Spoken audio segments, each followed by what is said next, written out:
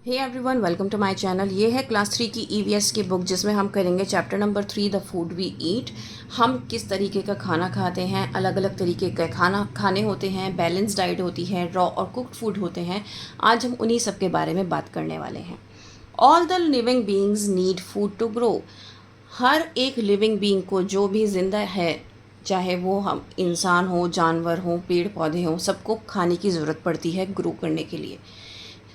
Food क्या है? हमारी बेसिक नीड है लाइफ की। हमें एक्टिव रहने के लिए, हेल्दी रहने के लिए हमें हेल्दी फूड खाने की ज़रूरत पड़ती है।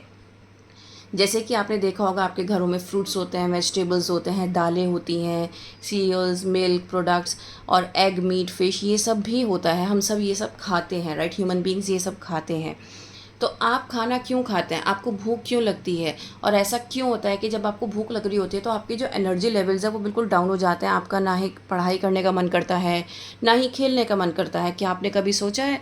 वो इसलिए क्योंकि हमारी ग्रोथ के लिए खाने का बहुत ज़्यादा महत्व है। अगर हमें एनर्जी चाहिए तो हमें खाना खाना पड़ेगा। तो आज हम पढ़ेंगे डिफरेंट काइंड्स ऑफ फूड। ठीक है? फूड्स अलग अलग तरीके के होते हैं। ठीक है? जो फूड कंपोनेंट्स होते हैं फूड के अंदर प्रेजेंट, उसी को हम क्या कहते हैं? न्यूट्रिएंट कहते हैं। जैसे कि कभी कभी मम्मा आपको चने खिलाती होंगी, काले चने बनाकर, तो मम्मा कहती होंगी इसमें प्रोटीन होता है बेटा, इसको ज़रूर खाना। ठीक है? या फिर मम्मा आपको दाल खिलाती होंगी एक बोल भर के कि भाई ये ज़रूर खाइए क्योंकि इसके अंदर प्रोटीन है। क्यों? क्योंकि छोटे बच्चों को प्रोटीन ज़्यादा चाहिए होता है उनकी ग्रोथ के लिए। जितनी हमारी ग्रोथ होती है ना, ग्रोथ में प्रोटीन का, न्यूट्रिएंट्स का बहुत बड़ा रोल होता है। नॉट ओनली प्रोटीन के अलावा कार्बोहाइड्रेट्स, फैट्स, मिनरल्स, वाइटामिन, ये अदर न्यूट्रिएंट्स हैं जो ज़रूरी होते हैं। लेकिन प्रोटीन जो है इन सब से हमें ज़्यादा चाहिए होता है हमारी ग्रोथ एंड डेवलपमेंट के लिए। ठीक है?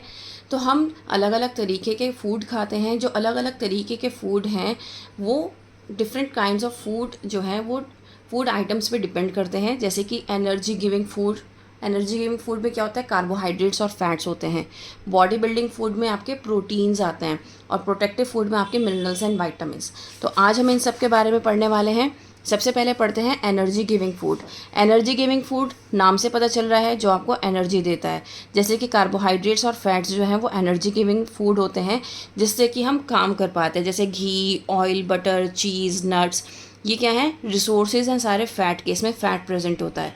Sugar, potato, sweet potato, wheat, मेज़, ज्वार, बाजरा, राइस, रागी, ये क्या है? इसके अंदर सबसे ज़्यादा कार्बोहाइड्रेट्स होता है और ये हमें एनर्जी प्रोवाइड करता है ताकि हम खेल सकें और अपना काम कर सकें। ठीक है? तो जो लोग बहुत ज़्यादा फिजिकल एक्सरसाइज करते हैं उनके लिए एनर्जी गिविंग फूड बहुत ज़रूरी है। फिजिकल एक्सरसाइज का मतलब ये नहीं है कि आप जिम जाओ और वहाँ पे एक्सरसाइज करो।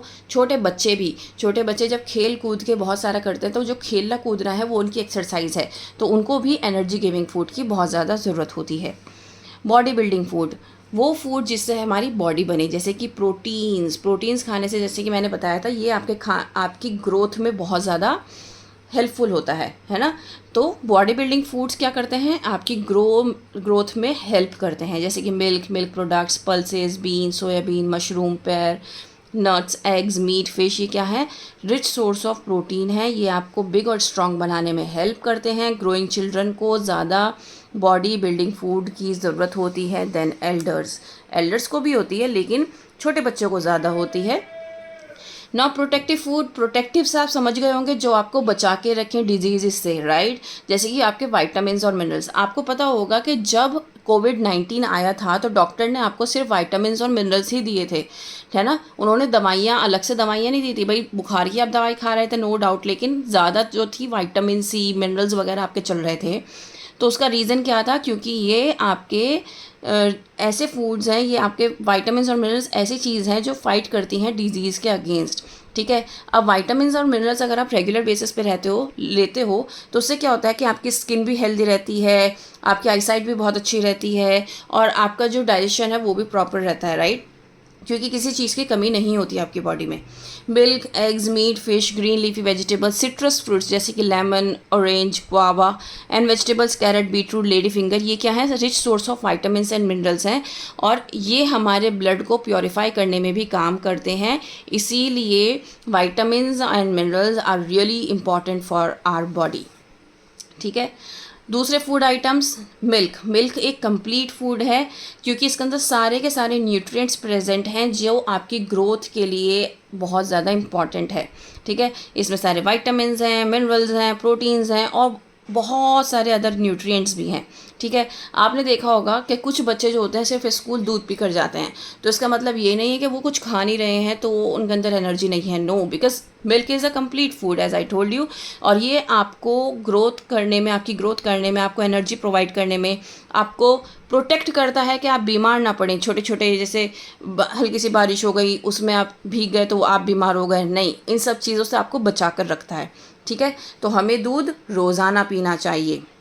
रफेज क्या होता है? एक फाइब्रस फूड होता है, जैसे कि कैरेट, रेडिश। आपने देखा होगा, आप सैलेड खाते होंगे खाने में, है ना? तो सैलेड क्या है? एक फाइब्रस फूड है, रफेज है। ठीक है, जितने भी ग्रीन लीफी वेजिटेबल्स हैं वो क्या है? रफेज है। उसका काम क्या होता है? आपके डाइजेशन को प्रॉपर वे में हेल्प करना, डाइजेस्ट करना फूड को। ये काम किसका होता है? रफेज का होता है। और एक बात और याद रखिए, जब आप बहुत सारी सैलेड खा लेते हो ना एक बोल भर के, तो आप ना एकदम से फुल फील करते हो कि आपका पेट भर गया है ना? ऐसा क्यों होता है? क्योंकि इसके अंदर बहुत सारा पानी मौजूद होता है जिसकी वजह से हम फुल फील करते हैं, और ये हमारे डाइजेशन में, हमारे बॉवल मूवमेंट में बहुत ज़्यादा हेल्प करता है। नेक्स्ट है वाटर। वाटर बहुत इम्पॉर्टेंट है हमारी बॉडी के लिए, क्योंकि 70% जो है हमारी बॉडी में वाटर ही है। ठीक है ना? तो अगर हम ज़्यादा पानी पीते हैं, एटलीस्ट 8 to 10 ग्लास आपको पीना चाहिए। 3 to 4 लीटर्स आपको पानी पीना चाहिए रेगुलर बेसिस पे। उससे क्या होता है? एक तो आपका डाइजेशन प्रॉपर हो जाएगा, डाइजेशन अच्छा होगा तो आपकी स्किन ऑटोमेटिकली अच्छी हो जाएगी, स्किन ऑटोमेटिकली अच्छी होगी, आपके नेल्स अच्छे हो जाएंगे, बहुत जल्दी टूटेंगे नहीं। कुछ लोगों के नेल्स बहुत जल्दी टूटते हैं, कुछ लोगों के बाल बहुत झड़ते हैं। तो अगर आप पानी बहुत अच्छी मात्रा में पी रहे हैं तो आपको ये सारी प्रॉब्लम्स नहीं होंगी। ठीक है, raw and cooked food. Raw मतलब जो कच्चा खाना होता है, कुक्ड मीन्स जो पका हुआ होता है। आपने देखा होगा मम्मा खाना आपके लिए पकाती हैं, लेकिन जो सैलड्स वगैरह होते हैं वो हम रॉ खाते हैं, कच्चा खाते हैं। तो जब मम्मा खाना पकाती हैं तो उसमें कुछ मसाले भी डालती हैं, राइट? और उससे क्या होता है? उसका जो टेस्ट है वो इन्हेंस हो जाता है, और हमें वो टेस्ट जो कुक्ड फूड है वो बहुत अच्छा लगता है, राइट? तो इसी तरीके से जो हम कच्चा खा रहे हैं उसको रॉ फूड कहेंगे, और जो हम पका के खा रहे हैं तो उसको क्या कहते हैं? कुक्ड फूड कहते हैं। ठीक है, कुछ ऐसे फूड आइटम्स होते हैं जिनको हम पकाते हैं तो उसके जो न्यूट्रिएंट्स हैं वो हीट करने की वजह से लॉस हो जाते हैं, कहीं खो जाते हैं, ख़त्म हो जाते हैं। तो इसीलिए कहा जाता है कि आपको जब खाना बना रहे हो तो बहुत ज़्यादा उसको हीट नहीं करना है, ताकि उसके जो न्यूट्रिएंट्स हैं वो उसके अंदर बरकरार रहें। ठीक है, कुक करने से फूड सॉफ्ट हो जाता है, टेस्ट हो जाता है और इजीली डाइजेस्ट हो जाता है, और ये हमारे जो टेस्ट बड्स हैं उसको भी इम्प्रूव करता है। ठीक है ना? और बहुत सारे जो जर्म्स फूड के अंदर प्रेजेंट होते हैं पर्टिकुलर फूड में, वो ख़त्म भी हो जाते हैं। Now methods of cooking food. एक तो मेथड होता है हम बॉईल करके, जैसे हम एग्स को क्या करते हैं? बॉईल करके बनाते हैं और फिर उसके बाद हम खाते हैं, राइट? हमने केक हमेशा बेक करते हैं, है ना? केक को बेक करते हैं ओवन में, या फिर ब्रेड्स हो गए, केक हो गया, बिस्किट हो गए, इन सबको हम बेक करके खाते हैं।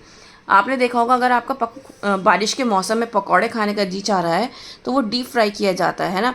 एग को, फिश को, पराठे को हम क्या करते हैं? फ्राई करते हैं और फिर खाते हैं। कुछ शैलो फ्राई करते हैं, कुछ डीप फ्राई करते हैं। शैलो फ्राई मतलब हल्का हल्का सेकना, ठीक है? और डीप फ्राई मतलब बहुत मतलब जैसे समोसे बिल्कुल डुबो के वो सेके जाते हैं। रोस्ट करना मतलब एक ऐसा फूड आइटम जो डायरेक्ट फ्लेम पे या फिर आप हीट करते हो, उसको कहते हैं रोस्टिंग। ठीक है, जैसे चिकन टिक्का, पनीर टिक्का, ये क्या क्या करते हैं? रोस्ट करके बनाए जाते हैं, तो ये होता है रोस्टिंग। स्टीमिंग मतलब भाप। मोमोज़ आज के टाइम में कौन नहीं जानता? तो मोमोज़ कैसे बनते हैं? भाप से बनते हैं, है ना? स्टीम से बनते हैं। वेपर्स जो उठते हैं पानी को उबलने से, उससे वो तैयार होते हैं। जैसे कि मोमोज़, इडली, ढोकला, ये क्या है? ये सब स्टीमिंग प्रोसेस से तैयार होते हैं। अब हमारी बैलेंस डाइट क्या हुई ये सब पढ़ने के बाद? तो वो डाइट जिसमें हमारे सारे न्यूट्रिएंट्स प्रेजेंट हों, विटामिन्स, मिनरल्स प्रेजेंट हों, कार्बोहाइड्रेट्स प्रेजेंट हो, फैट्स प्रेजेंट हो, प्रोटीन्स प्रेजेंट हो, वो क्या है? हमारी एक बैलेंस डाइट कहलाई जाएगी। और बैलेंस डाइट अगर हम रेगुलर बेसिस पे ले रहे हैं तो हम हेल्दी भी रहेंगे और स्ट्रॉन्ग भी रहेंगे, और हम बीमारियों से भी बचे रहेंगे। तो ये चैप्टर आपका यहीं पर कंप्लीट हो जाता है। उम्मीद करती हूँ कि आपको समझ में आया होगा। Please like share and subscribe. That's all. Thank you.